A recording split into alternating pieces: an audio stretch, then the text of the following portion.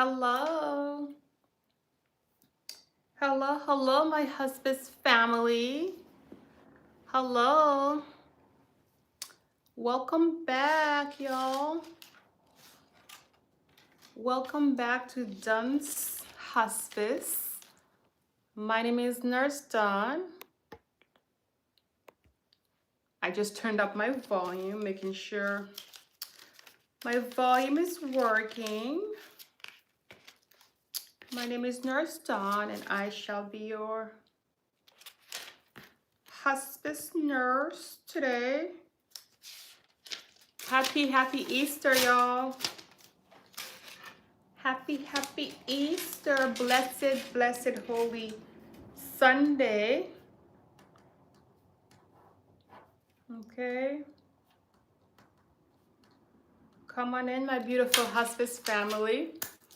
Come on in. We are going to be talking about it. We are going to be discussing spirituality during end of life, okay? Spirituality during end of life, when we are at end of life, and spirituality, you know, what that looks like, you know, what that entails. Okay, so let's talk about it, y'all.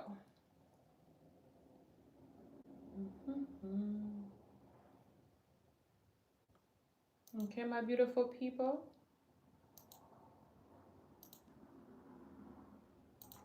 My beautiful hospice family, and of course, as we come in, I'm going to ask you to please, you know, give me a like.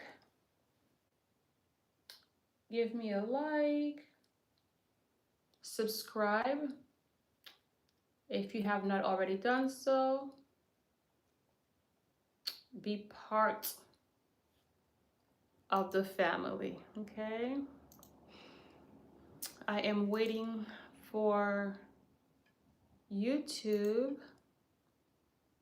to gather us up.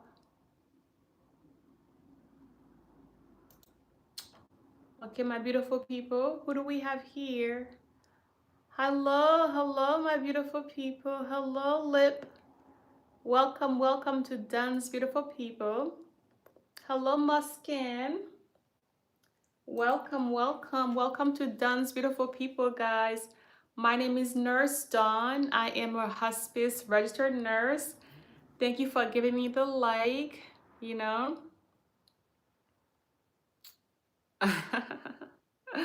Muskin, hi. Please subscribe, guys. Subscribe if you have not already done so. Subscribe, give me a like. Hello, Phyllis, sorry. Phyllis, hello, Andy. Hello, everybody. Welcome to Duns Hospice. Here we talk about end-of-life care. We talk about, you know, how to take care of our loved ones under hospice care. If you have a loved one who's dying,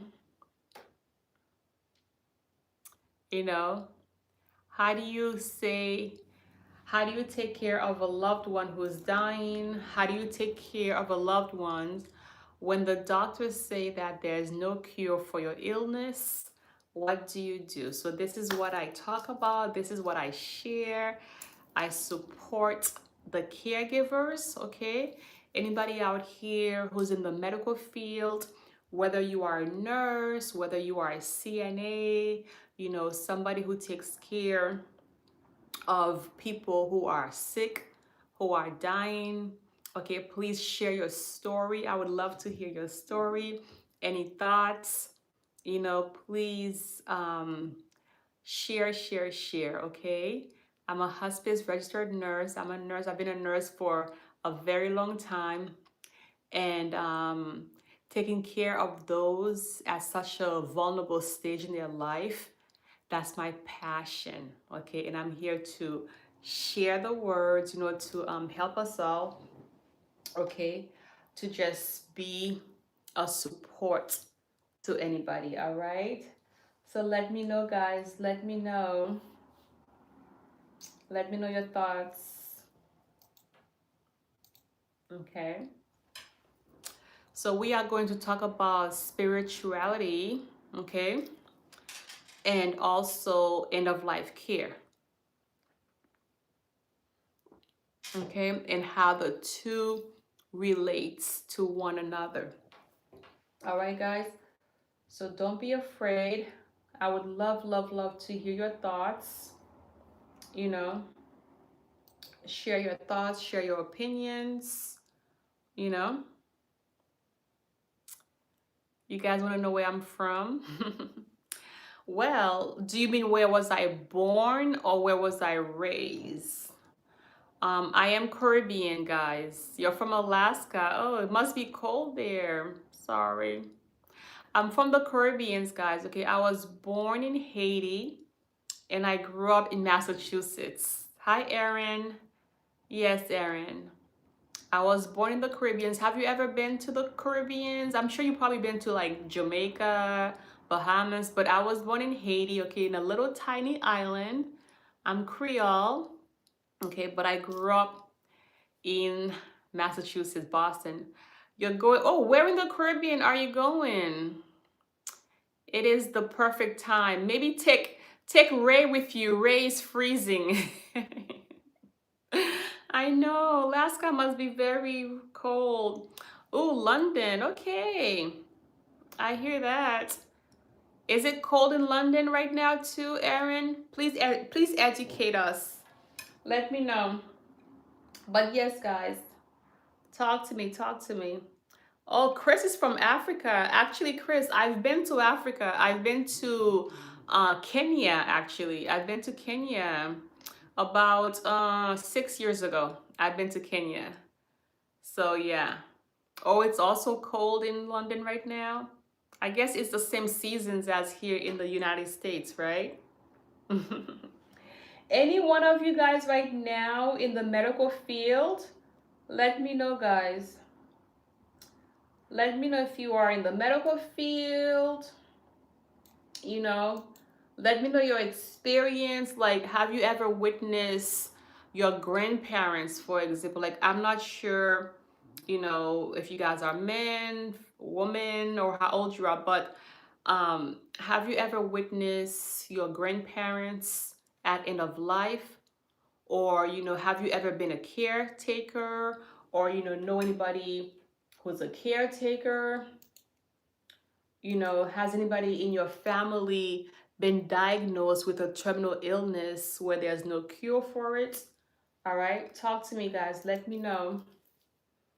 Let me know. So this is what this channel is for. You know, like I support family members. Chris says yes, I am. Chris, do you mean you are in the medical field, or do you mean you are a caretaker, like you take care of somebody? My name is Ethan. Oh, okay, Ethan, you are young. Jesus was a doctor. Yes, yes, he was a doctor. He was a surgeon. You know, um, Jesus is everything. Absolutely everything, guys, right? Yes, he is. Speaking of Jesus, happy Easter, everybody. Happy Easter. Did any of you guys get a chance to go to church today?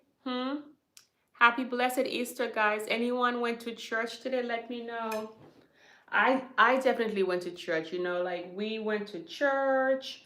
We also went out to brunch, you know, me and my family. Um, it was definitely a blessing. You know what I mean? So let me know, guys. Yes, so let's talk about the spirituality part of hospice care. Now, when somebody is dying, when somebody is at end of life, guys, that is the time when they usually reflect on their lives, okay? And I find that most of the time, the reason why people are afraid of dying is because they feel that they are not, like, they haven't fulfilled their mission.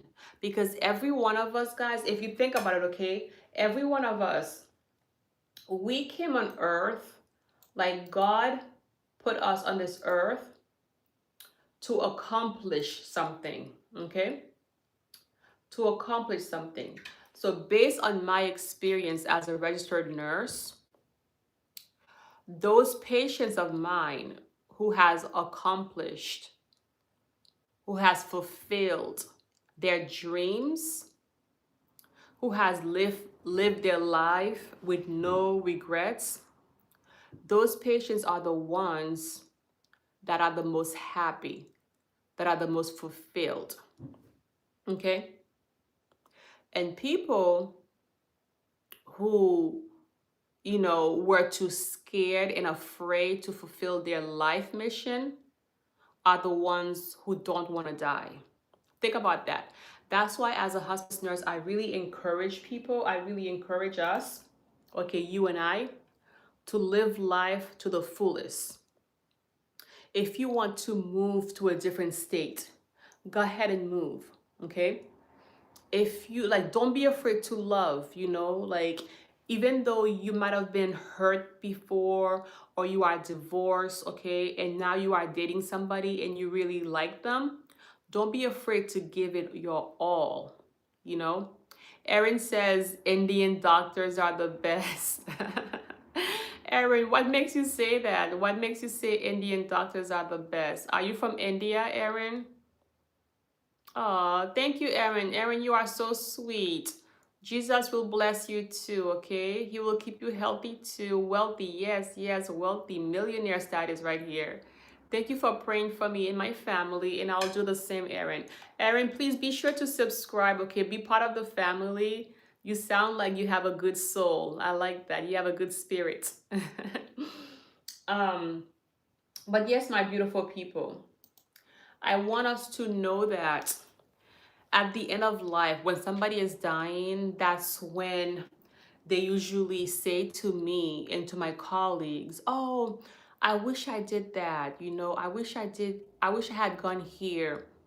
I wish I, had married this girl, or, I wish I had spent more time with my family, like all these regrets.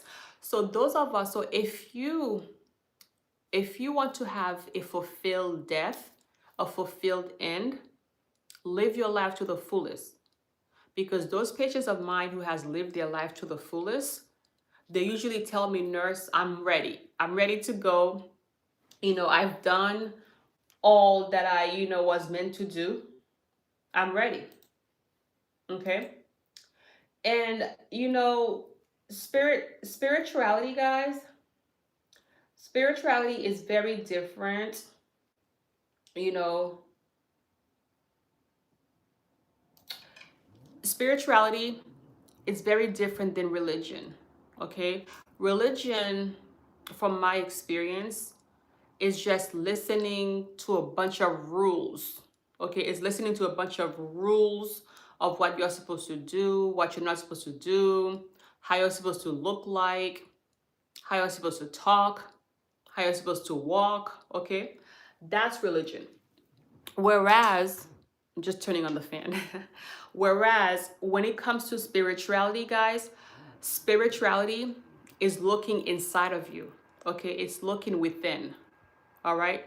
So religion is looking in the outside world. Okay. It's looking at the external world to know how to behave, to know what to think, to know, what to like, what to not like. Whereas spirituality is asking yourself, okay, it's asking yourself, saying, Erin, what do you like, Erin? What makes Erin happy? What makes Erin sad?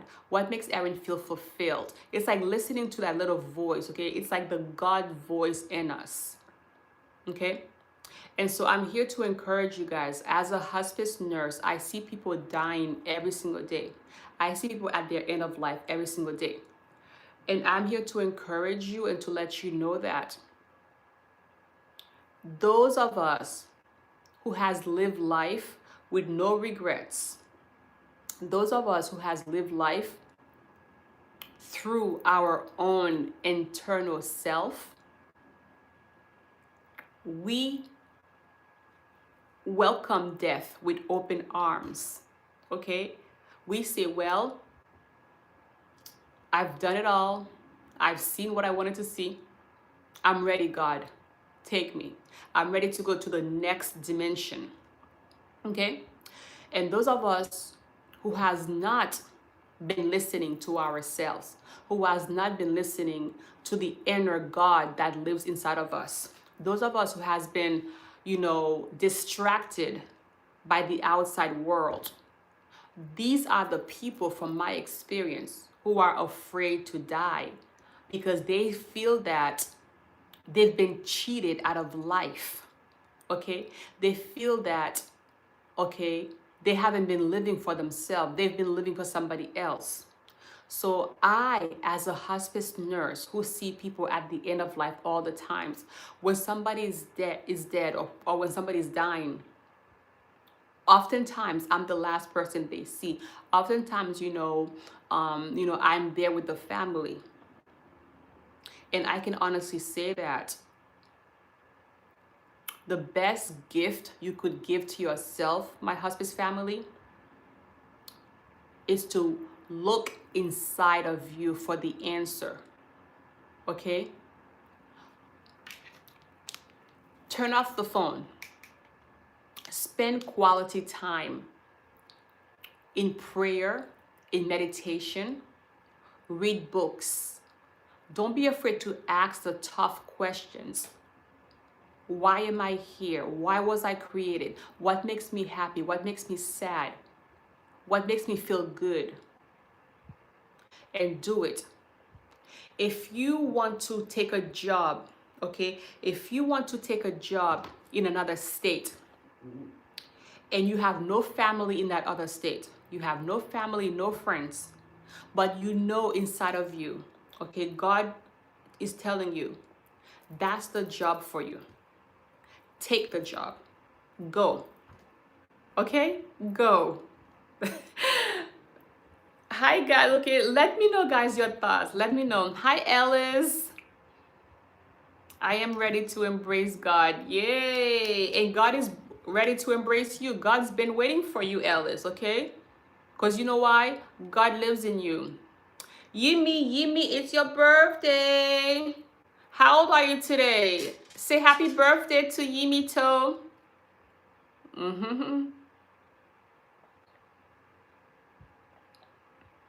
Yimis don't go to church?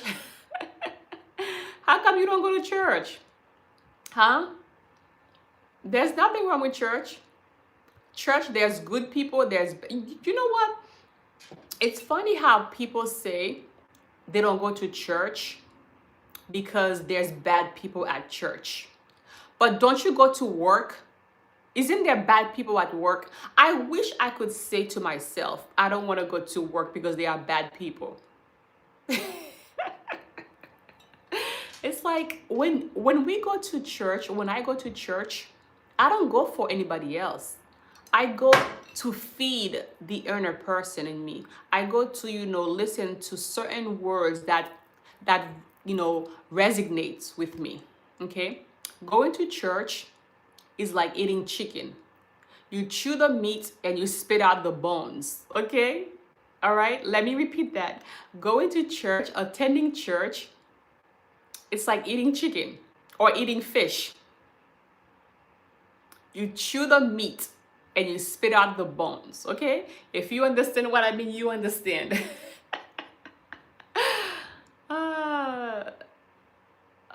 Who's Linda? Hello, Vinny. Hello, Wildty. Yes, guys. Please subscribe, guys. If you have not done so, subscribe and be part of the family. But let me know your thoughts, okay? Let me know your thoughts on what I just shared, okay? On what I just said to us. Because I really believe that a lot of people, okay? A lot of people,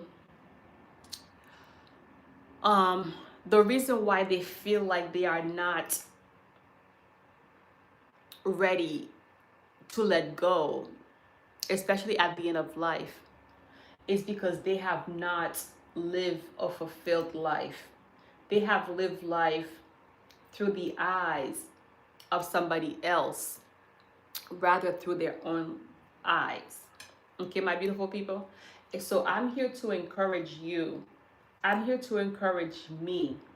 Okay? Do things that is fulfilling to you. All right?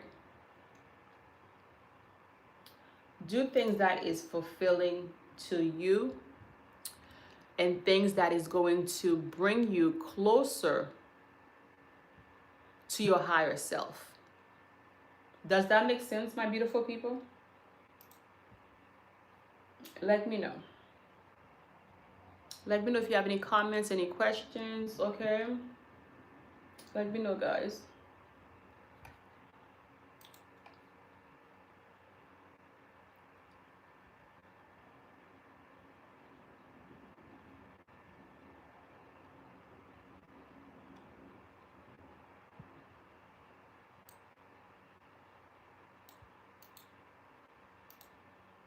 I'm just looking at my notes, okay, guys? I'm just looking at my notes. Bear with me here. Bear with me. I want to share some more information with us before I go. If you guys don't have any questions, I'm going to let you guys go. Let me see if you have any questions from me. Any questions, guys? Huh? Okay. So, let's see. How's everybody's Easter going, huh? How's your Easter, guys? My beautiful hospice family. Easter is a reminder that everything is going to be all right, you know? Everything that happens to us is for a reason. Okay?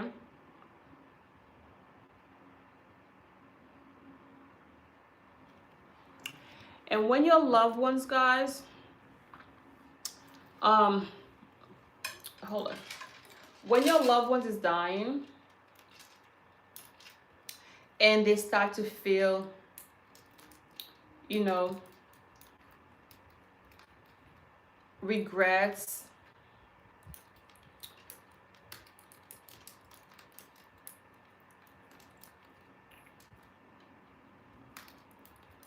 that is a perfectly normal thing. And I want to give us some tools, some knowledge, 4 ways, okay? 4 ways of how we can, you know, help them, okay? The first thing is that, okay, we need to encourage forgiveness, okay? Encourage forgiveness. So what I mean by that, if your loved one who's dying has regrets, you know, that he or she did something or wish they had done something and that they did not get a chance to do it. Hold on, guys. Are you guys back? Perfect. So if your loved ones, guys, you know, have any regrets, whether the regrets came from what they did, okay, or what they didn't do, I want you as a caregiver to really encourage them. Encourage them to let go and live in the now. Okay? Let them know that, you know, like, let them know that they are forgiven. And the way to forgive is by encouraging and knowing that you are a human being and you are allowed to make mistakes. And just because you made a mistake in the past, it does not define who you are. You see? Let them know that the mistake that they did, it's not their identity. It's not who they are. Okay? Like whether or not they did not express enough love, or that they did not show love or say, be the person that they wanted to be. Let them know that God has forgiven them. Okay, God has forgiven them, and that now it's their turn to forgive themselves. Whatever they had done in the past, or that they did not do it in the past, it does not define them. It's not part of their DNA. Okay? The mistakes they made, or the mistakes that or the things that they did not get a chance to fulfill, it does not define who they are in the essence, in the core. And that God, like for example, today is Easter. God died on the cross for us, and he is risen to bear our sin, because he knew we were going to fall short. But the most important thing is, okay, it's not to stay down. Okay? Don't stay down. All right? Okay? So that's number one. Okay? That's the number one thing. All right?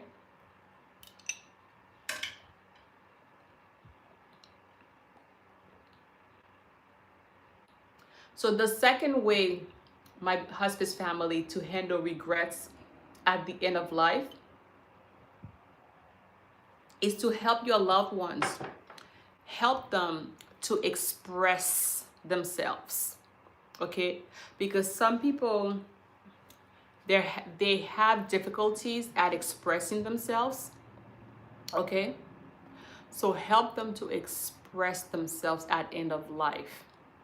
Whether it is through a journal, okay, through a song, writing, a note, okay, through singing. Because some hospice companies, they have music therapy, okay, we have the social worker. Help them to express themselves, okay? Help them to let them know it is a safe place. It's a safe environment for them to let go and express their emotions, express their sorrow, okay? And that you're not here to judge. And that it's okay to let go. Let go and release any regrets that they might have had. Let go and release it. Release it in the atmosphere.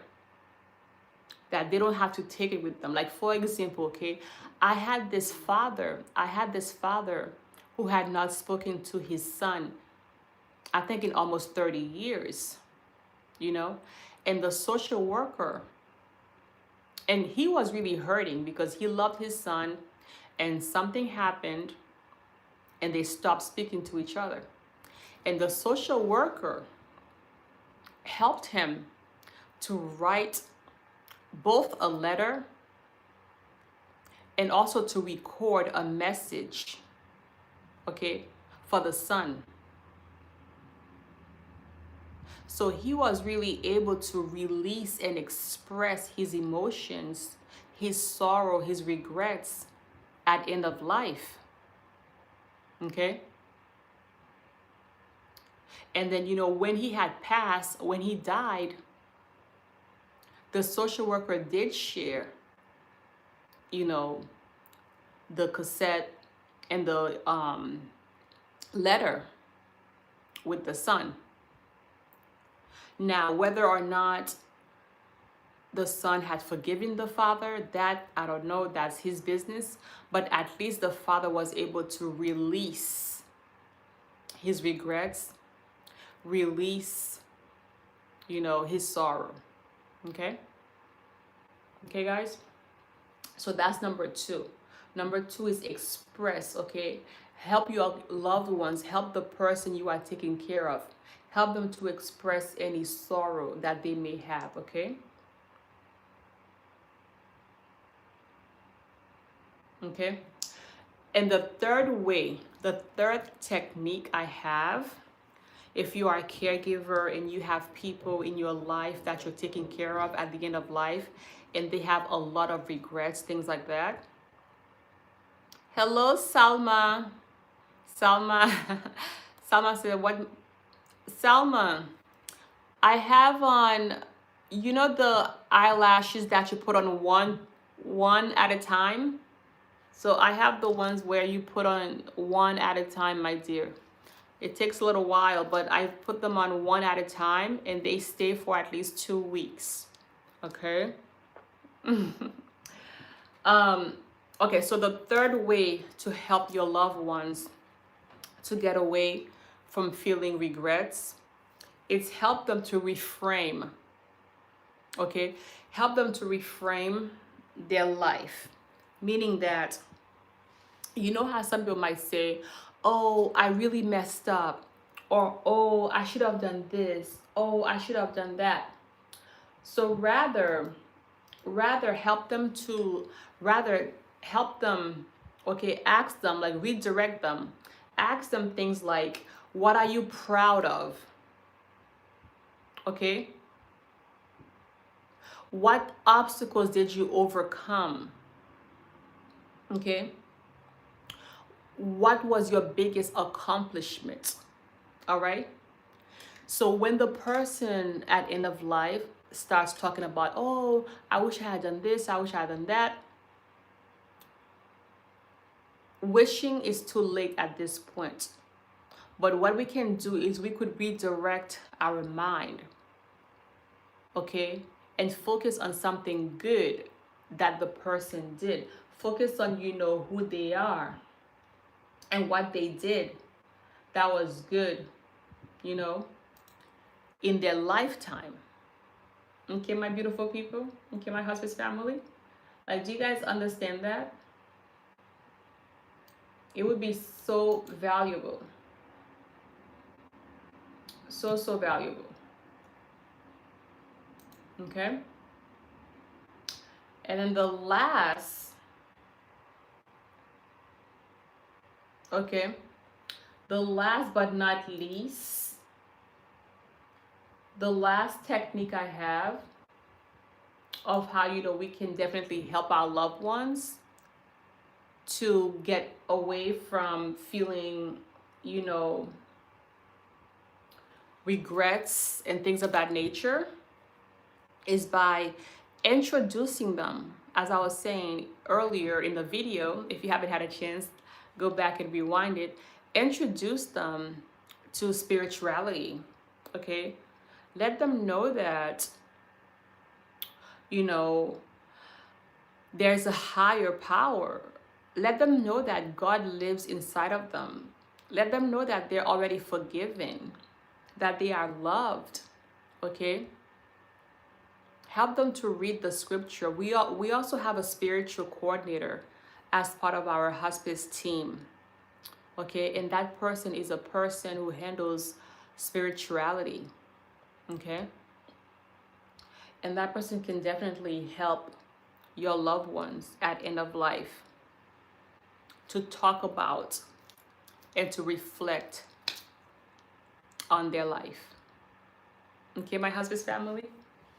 So those are the things that I wanted to share with us, okay, on how we can prepare our soul for peace, okay, into passage into the next life, all right, into the next dimension. Okay, my hospice family. And like I've said, if you haven't done so, please subscribe, give me a like, be part of the family. Okay, thank you to everybody who was here and stayed and talked to me today. I hope and I pray that we all had a wonderful Easter. Okay, I pray we all had a wonderful Easter. Stay blessed, stay blessed, and of course hit the notification bell so that you'll know each time I upload a video. Okay, guys? And as always, I love you. I love you with the love of Jesus Christ. Okay? Thank you so much for being here with me. Be sure to check out my books. Okay? Check out my website. Yes, everything is in the description bar. Okay? Look into the description bar. Okay? Everything, you'll be able to see how to stay connected with me. I'm also on TikTok and I'm also on Instagram under DunsHospice. Okay? Please help me to share this word, okay, to anybody who's in the medical field, anybody who's taking care of someone who's dying, somebody who's at end of life. Okay, share this channel with them. I love you guys. See you next time. Okay, happy Easter. Be good.